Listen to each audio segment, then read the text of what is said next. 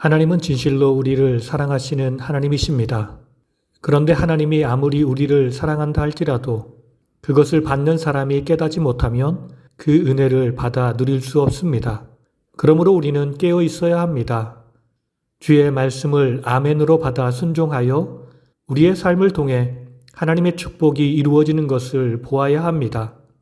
오늘 이 하루가 주님의 은혜와 사랑과 나의 순종이 만나 큰 열매를 맺는 복된 하루가 되길 예수님의 이름으로 축원합니다. 오늘은 이사야 61장과 62장의 말씀을 통독합니다. 61장 메시아의 구원 사역과 축복 사역. 두 번째 61장 4절에서 11절 메시아의 사역으로 인한 선민의 축복 회복 예언. 4절에서 7절 선민이 자기 땅에서 회복할 축복들. 황폐한 성읍을 다시 중수할 것이라. 이방 사람들이 너희를 섬기는 자가 되리라. 너희는 여호와의 제사장이라 하나님의 봉사자라 할 것이라. 너희가 수치 대신에 보상을, 능욕 대신에 몫을 받아 즐거워할 것이라. 8절에서 9절 선민들의 축복 회복에 대한 여호와의 재보증. 나 여호와는 정의를 사랑하며 불의한 자를 미워하여 심판하리라. 그들은 여호와께 복받은 자손이라 인정하리라. 10절과 11절 회복된 선민들의 기쁨과 감사 선언. 여호와로 말미암아 기뻐하고 즐거워하리라. 구원의 옷을 내게 입히시며 공의의 겉옷을 내게 더하심이라. 주 여호와께서 공의와 찬송을 모든 나라 앞에 솟아나게 하시리라. 62장 메시아의 열심과 예루살렘의 열심. 첫 번째 62장 1절에서 5절 메시아의 열심에 근거한 시온을 향한 여호와의 축복 선언. 1절 시온을 위한 메시아의 열심과 헌신. 나는 시온의 의가 빛같이 예루살렘의 구원이 횃불같이 나타나도록 쉬지 않고 일할 것이라. 2절에서 5절 시온을 향한 여호와의 축복 선언. 이방 나라들이 내 공의와 영광을 볼 것이라. 너는 여호와의 손에 아름다운 관, 하나님의 손에 왕관이 될 것이라.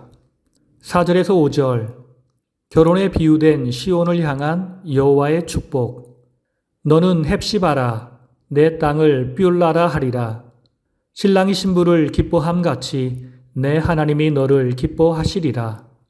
헵시바라는 말은 나의 기쁨이 그녀에게 있다는 의미로 여호와께서 너를 기뻐하실 것이라는 말과 대꾸를 이루는 것으로 하나님이 기뻐하시는 자가 된다는 말씀입니다.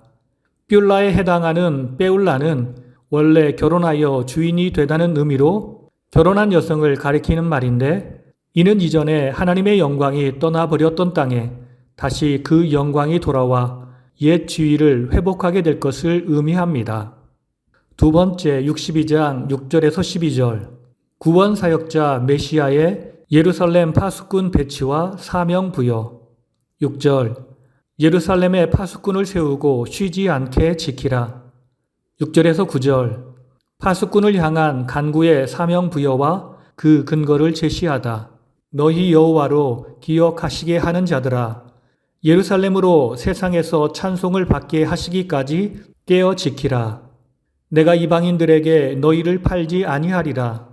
너의 곡식이 이방인들에게 빼앗기지 아니하리라. 오직 추수한 자가 그것을 먹고 여호와를 찬송할 것이라. 나의 성소의 뜰에서 마시리라. 10절에서 11절 파수꾼들에게 도로 수축 사명을 주시다.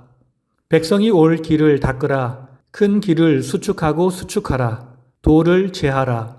만민을 위하여 기치를 들라. 시온아 내 구원이 이르렀느니라. 상급이 그에게 있고 보응이 그 앞에 있느니라. 12절 예루살렘을 향한 여호와의 구원 시련의 보증. 사람들이 너를 일컬어 거룩한 백성이라 여호와께서 구속하신 자라 하리라. 찾음받은 자요 버림받지 아니한 성읍이라 하리라. 61장과 62장은 선민을 위한 메시아의 사역을 광범위하게 다루고 있습니다. 그 마지막 단락인 62장 6절에서 12절에서는 예루살렘을 위하여 구원을 베푸시는 메시아가 예루살렘에 파수꾼을 세워 사명을 부여하는 내용을 기록하고 있습니다. 파수꾼의 히브리어는 쇼메림인데 지키다, 망을 보다, 준수하다는 의미를 가지고 있습니다. 파수꾼의 사명은 외적의 침입을 미리 감지하고 성내 사람들에게 알리거나 전쟁터의 소식을 전하는 전령이 달려오는 것을 보고 미리 왕궁에 나가 그 소식을 전하는 사람입니다. 그런데 본문에서는 다른 사명이 주어졌습니다. 여기서 파수꾼들은 자기 백성의 구원을 위해 여호와께 지속적으로 중재 사역을 감당하는 특이한 사명을 지니고 있습니다. 다른 표현으로 하면 이스라엘의 목자가 되는 사람입니다. 하나님이 세우신 주의 종들은 하나님의 백성들을 위해서 끊임없이 하나님께 중보 기도 사역을 해야 합니다. 이는 기도 없이는 하나님의 구원 계획이 완수되지 않는다는 사실입니다. 그렇습니다. 하나님은 자신의 계획하신 일을 성실하게 이루어 나가시지만 그럼에도 하나님의 백성들은 이 일을 위해서 기도해야 합니다. 그래야 이 일이 주 안에서 성취될 수 있다고 말씀하십니다. 다니엘처럼 에스겔처럼 기도하는 사람이 파수꾼입니다. 오늘 말씀을 통해서 주시는 교훈은 첫째로 하나님의 의로우심과 성실하심이 성도를 구원과 축복으로 이끄는 힘입니다. 61장 8절을 보면 물은 나 여호와는 정의를 사랑하며 불의의 강탈을 미워하여 성실히 그들에게 갚아주고 그들과 영원한 언약을 맺을 것이라고 말씀하십니다. 하나님은 진실로 정의를 사랑하시는 분이십니다. 악한 자를 미워하시며 심판하시는 분이십니다. 그러한 관점에서 우리는 하나님의 사랑과 축복을 받을 만한 존재는 아닙니다. 그럼에도 하나님은 그를 사랑하는 자를 구원하시기 위해서 성실하게 일하시는 하나님이십니다. 그래서 그의 아들을 세상에 보내시어 그의 죽음으로 하나님의 의를 이루시고 이렇게 죄값을 치르심으로 우리를 구원하셨습니다. 이런 하나님의 의로움과 성실하심이 죄인된 우리를 구원하시고 우리의 삶에 복을 부어주시는 것입니다. 우리가 그런 하나님 앞에 할 수 있는 일은 오직 주님께 감사하는 일밖에 없습니다. 나를 의지하지 않고 오직 주님을 의지하는 방법밖에 없습니다. 그러면 우리를 사랑하신 여호와 하나님께서 우리를 모든 환난에서 건지시고 우리에게 크신 은혜와 복을 부어 주실 것입니다.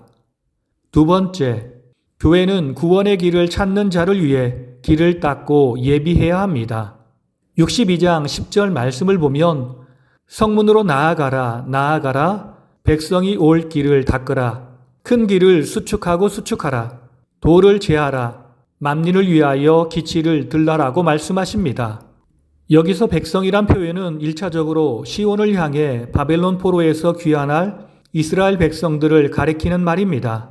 이어서 만민을 위해 기치를 들라고 말씀하시는데 이것은 이방인들 모두가 시온을 향해 나온다는 의미입니다.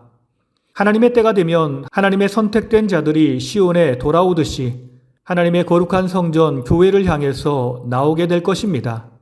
그때 교회는 그들이 잘 돌아올 수 있도록 길을 닦고 예비해야 합니다. 하나님이 많은 사람을 보내주시어도 준비되지 않은 교회에 사람이 모일 수 없습니다. 그러므로 우리는 하나님을 향한 바른 자세를 가지고 준비해야 합니다. 기도와 말씀으로 깨어 있어야 합니다. 그리고 세상을 향해서도 우리의 편견과 좁은 마음이 복음을 선포하는 데 장애가 되지 않도록 우리의 마음을 그리스도의 사랑과 말씀으로 채워 가슴을 넓혀야 합니다. 그렇게 준비할 때 하나님의 교회는 세상 모든 사람을 교회로 들여 함께 주님을 찬양하고 예배하며 서로의 기쁨을 나누는 복된 공동체가 될 것입니다. 다 함께 기도하시겠습니다. 하나님은 공의의 하나님이십니다. 그리고 하나님은 자비와 성실의 하나님이십니다. 이런 주님의 공의와 사랑과 성실하심이 나를 구원하셨음을 우리가 알고 주님께 감사드립니다.